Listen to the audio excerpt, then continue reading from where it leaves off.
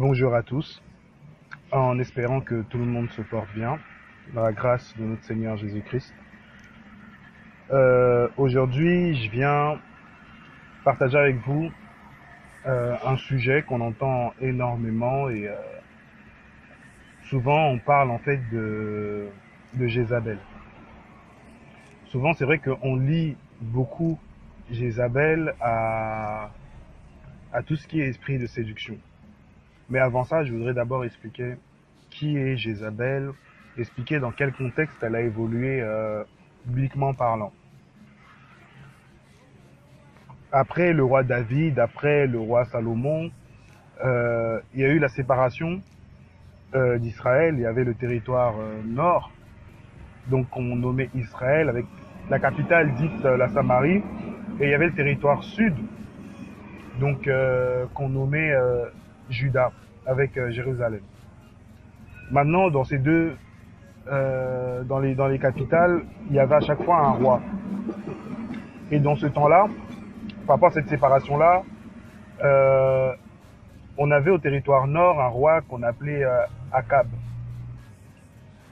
Akab avait fait une chose qui était interdite, c'est qu'il s'était marié avec une princesse phénicienne que on nomme Jézabel.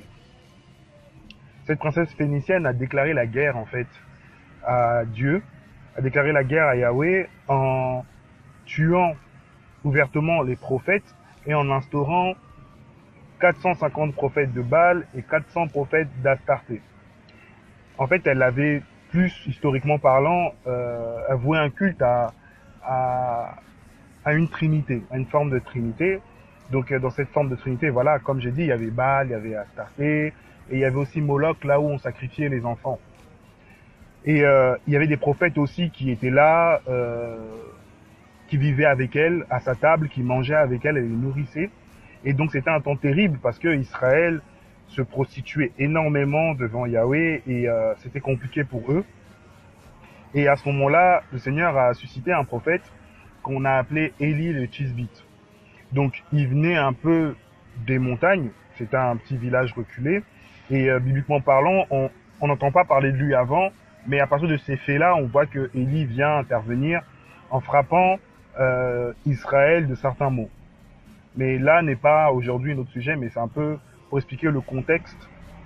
Maintenant, là-dessus, on va essayer de se centrer et comprendre en fait qui est-elle cette reine phénicienne et pourquoi aujourd'hui encore on en parle énormément de Jézabel et souvent c'est un esprit qu'on donne souvent en fait aux femmes. Quand on veut parler de pouvoir, on parle de Jézabel. Quand on veut parler de séduction, on parle de Jézabel. Alors une fois, je suis venu vers le Seigneur en disant, mais Père, est-ce qu'on doit tous comprendre dans le même sens? Est-ce qu'on doit tous comprendre l'action de cet esprit dans le même sens? Ou bien y a-t-il autre chose à comprendre derrière? Et qu'est-ce qu'occasionne réellement cet esprit? Pour ça, on va ouvrir nos Bibles. On va aller dans le livre de 1 Roi, à partir du verset 21. Je lis au nom de Jésus-Christ. Mais petit à petit, pour qu'on puisse bien comprendre et décortiquer. Là, en fait, pour vous donner un peu, avant même de lire, je vous donne un petit contexte. En Samarie, il y avait le roi Akab. Ce roi-là, en fait, avait un voisin. Et ce voisin-là, il s'appelait Naboth. Et en gros, dans cette histoire, il désirait en fait sa vigne. Donc, je lis, verset 1. Or, il arriva après ces choses que Naboth de Jizréel, ayant une vigne à Jizréel près du palais d'Akab, roi de Samarie. Akab parla à Naboth et lui dit, cède-moi ta vigne, afin que j'en fasse un jardin potager, car elle est proche de ma maison, et je te donnerai à la place une vigne meilleure, ou si cela te semble bon, je te donnerai de l'argent pour sa valeur. Première chose à savoir, c'est que selon la loi Lévitique 25 de mémoire, on n'a pas le droit de vendre la terre qui appartient à son père. Donc c'est une loi qui est établie. Mais le roi, lui, d'Israël, a voulu cette vigne-là. Et par traduction, en fait, Jizréel signifie semé par Dieu. Et ensuite, Naboth signifie le fruit. Donc si on fait une traduction de Naboth à Jezréel, ça veut dire que le fruit semé par Dieu. Donc saisissez, le fruit semé par Dieu. Donc si on va dans la traduction hébraïque, pour comprendre un peu la signification de ces deux éléments-là. Maintenant, je continue. Je passe au verset 3. Mais Naboth répondit à Akab, que Yahweh me garde de te donner l'héritage de mes pères. Et Akab rentra dans sa maison tout triste et irrité à cause de cette parole que lui avait dite Naboth de Jezréel en disant « Je ne te donnerai pas l'héritage de mes pères ». Et il se coucha sur son lit, détourna son visage et ne mangea rien. Donc, ce que Dieu a semé, le fruit que Dieu a semé, on se rend compte que Naboth a refusé de lui donner ça. Et on a même vu une chose qui est intéressante, c'est que Akab voulait échanger en fait. Il voulait lui donner une autre vigne, qu'il disait même étant même, qui pouvait être plus grand, qui pouvait être meilleur ou autre. Mais on se rend compte que Naboth a refusé. Maintenant, on peut parler aussi que Akab, étant roi, est parti dans une convoitise. Là maintenant, on va commencer à décrire la stratégie et c'est là que, à partir de ça, que maintenant on va définir l'action de Jézabel. Alors Jézabel, je suis au verset 5. Sa femme vint auprès de lui et lui dit, « D'où vient que ton esprit est si triste? Et pourquoi ne manges-tu pas » Et il lui répondit, « J'ai parlé à Naboth de Jezréel, et je lui ai dit, donne-moi ta vigne pour de l'argent. Ou si tu as le désir, je te donnerai une autre vigne à sa place. Mais il m'a dit, je ne te céderai pas ma vigne. » Alors Jézabel, sa femme, lui dit, « Est-ce bien toi maintenant qui exerces la royauté sur Israël? Lève-toi, prends un repas et que ton cœur se réjouisse. Je te donnerai la vigne de Naboth de Jezréel. » Là, on va commencer à comprendre et à décortiquer cette histoire. La première chose, c'est qu'on sait que ce roi a fait alliance avec Jézabel. Et on se rend compte que le Seigneur nous dit quoi, bibliquement parlant? Il nous dit que Dieu, il a fait de nous des rois. Nous sommes des rois. Nous sommes des sacrificateurs, mais nous sommes aussi des rois, des reines. Donc forcément, on se rend compte que c'est un esprit, premièrement, qui a pour mission de s'attacher au roi. Et sa première mission, c'est que quand il s'est attaché au roi, c'était de détruire ce qui était érigé avant, donc ce qui était de Dieu, pour instaurer un autre culte. Donc ça veut dire que Astarté, tout ce qui était sexualité, fertilité, moisson, Baal, tout ce qui était pouvoir, réussite, et de la même manière aussi par rapport au sacrifice. Donc on se rend compte que dans sa trinité, elle venait en fait imposer d'autres choses en fait, dans lesquelles nous aujourd'hui, on peut s'attacher. Tu peux aimer beaucoup de choses, là où toi tu es idole de ces choses-là. Et là, comprends déjà que c'est le début de l'action de cet esprit envers ta vie. On continue. Ensuite, je suis au verset 8. Elle écrivit au nom d'Akab des lettres qu'elle scella du sceau du roi. Et elle envoya ces lettres aux anciens, aux magistrats qui habitaient avec Naboth dans sa ville. Voici ce qu'elle écrivit dans ces lettres. Publiez un jeûne et placez Naboth à la tête du peuple. Mettez face à lui 2 hommes, fils de Bélial, et qui témoignent contre lui en disant « Tu as maudit Dieu et le roi, et vous le mènerez dehors et le lapiderez afin qu'il meure. » Donc d'abord, la première chose, c'est que elle commence à parler à la place du roi. Cet esprit, quand il agit, s'il t'utilise toi, parce que tu es un roi, tu es une reine, c'est qu'il va te faire parler, il va parler en fait, il va vouloir parler comme Dieu. C'est-à-dire qu'il va te demander, tu peux jeûner, tu peux faire ça, mais tout ça, c'est pour assouvir en fait tes désirs. Ça veut dire quoi? C'est-à-dire que cet esprit déjà se sert de toi, ou se sert, comme Jacques nous explique, dans Jacques on nous dit que on a la convoitise. Dieu ne tente personne, mais chacun est tenté par sa propre convoitise. Donc cet esprit, il influence ta convoitise. Et quand il influence ta convoitise, en fait, ce qu'il fait, c'est qu'il commence maintenant à parler à la place de Dieu. C'est-à-dire que des fois, toi, tu penses, tu es convaincu que c'est Dieu qui parle. Mais il signe en ton nom. Et quand tu vas voir les autres, tu commences aussi à leur parler au nom de Dieu. Mais sauf que c'est l'action de cet esprit. Prenons garde aux faux songes. Prenons garde aux fausses prophéties. Parce que ça part dans une base de convoitise. Ça veut dire que tu vas commencer à convoiter. Combien de personnes ont fait des songes, des rêves, en disant, bah tiens, j'ai rêvé qu'un tel, c'était l'homme de ma vie, un tel, j'allais me marier avec un tel. Mais sauf que l'intention ou la base de ça, en fait, c'était la convoitise. Et en fait, de la convoitise, cet esprit a commencé maintenant à te manipuler. Combien de fois tu as vu ça? Mais sauf que ce n'était pas Dieu.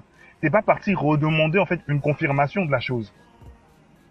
Donc, c'est l'action un peu de cet esprit. Je continue. Cet esprit-là, ce qu'il dit, c'est qu'il commence à mettre une machination en place. En disant que Naboth, mettez-le devant le peuple et accusez-le faussement. Mais n'est-ce pas ce que l'on fait aujourd'hui dans nos assemblées? Ce qui se passe, c'est que quand on voit bien la stratégie, Jézabel, au départ, elle ramène le roi à son statut. Mais n'es-tu pas le roi? Bien sûr, c'est vrai, c'est moi le roi. Mais toi-même, on te dit, mais n'es-tu pas un serviteur de Dieu? Mais n'es-tu pas prophète, n'es pas prophétesse? N'est-ce pas toi qui as prêché? N'est-ce pas toi qui as évangélisé? N'est-ce pas toi qui as fait... En fait, on attaque ton ego. Et une fois qu'on attaque ton ego, quand ton ego il monte ou il gonfle, c'est plus facile. Parce qu'on te met du levain. Donc cet esprit agit énormément avec le levain. Aujourd'hui, vous allez voir que chez les chrétiens, le problème c'est que c'est de critiquer les autres. On aime critiquer. Quand quelqu'un fait quelque chose, on critique en fait, on le met devant parce qu'on se sent meilleur.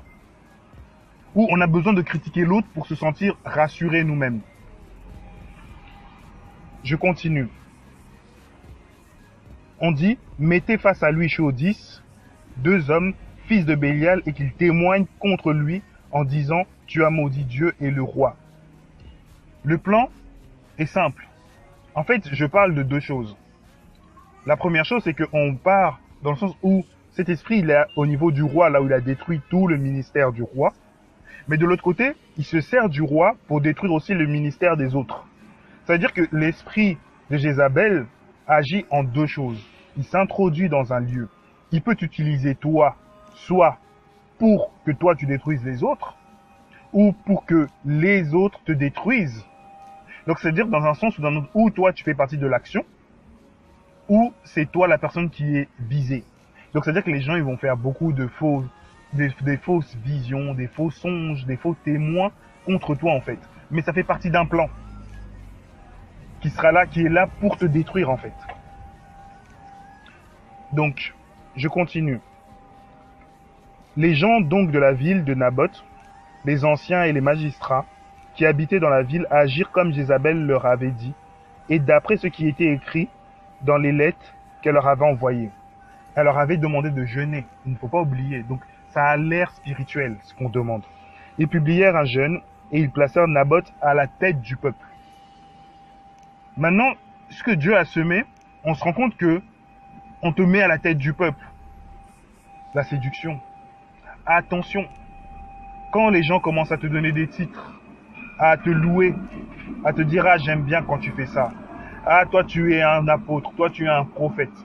Toi, tu es ceci. Toi, tu es cela. » Quand les gens commencent, fuis ces choses-là. Parce qu'on essaie de te mettre à la tête du peuple. Et lorsque tu vas faire une erreur, combien de personnes ont été décapitées de cette manière-là? On a pris, on leur a dit, vous êtes ceci, vous êtes cela. Et après, c'était pour mieux les décapiter.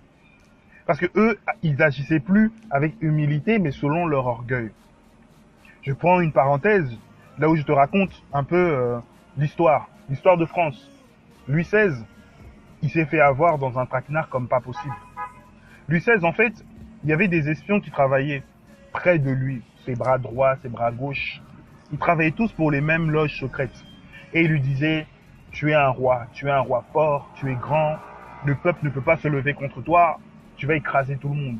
Mais il y avait des mêmes gens qui travaillaient du côté du peuple et qui soulevaient le peuple contre lui en disant, c'est un mauvais roi. Comment il peut faire ça? Il ne peut pas. Mais sauf que le but, c'était quoi? C'était de soulever l'orgueil du roi d'un côté et de soulever l'orgueil du peuple de l'autre côté pour pouvoir en fait décapiter le roi. Et cette stratégie, elle n'a pas changé. Parce qu'aujourd'hui, l'histoire nous raconte que Louis XVI était le premier roi qui a été décapité. Et ça a affolé toute l'Europe et tous les rois. Parce qu'ils ont dit comment un peuple peut-il se révolter en tuant le roi. Donc la crainte avait disparu, or que c'était un plan qui était bien échafaudé. Je ferme ma parenthèse, je continue. Donc, je continue, je suis au 13. Les deux hommes, fils de Bélial, virent et se mirent face à lui. Et les hommes de Bélial témoignèrent contre Naboth devant le peuple en disant, Naboth a maudit Dieu et le roi, puis ils le menèrent hors de la ville et le lapidèrent, et il mourut.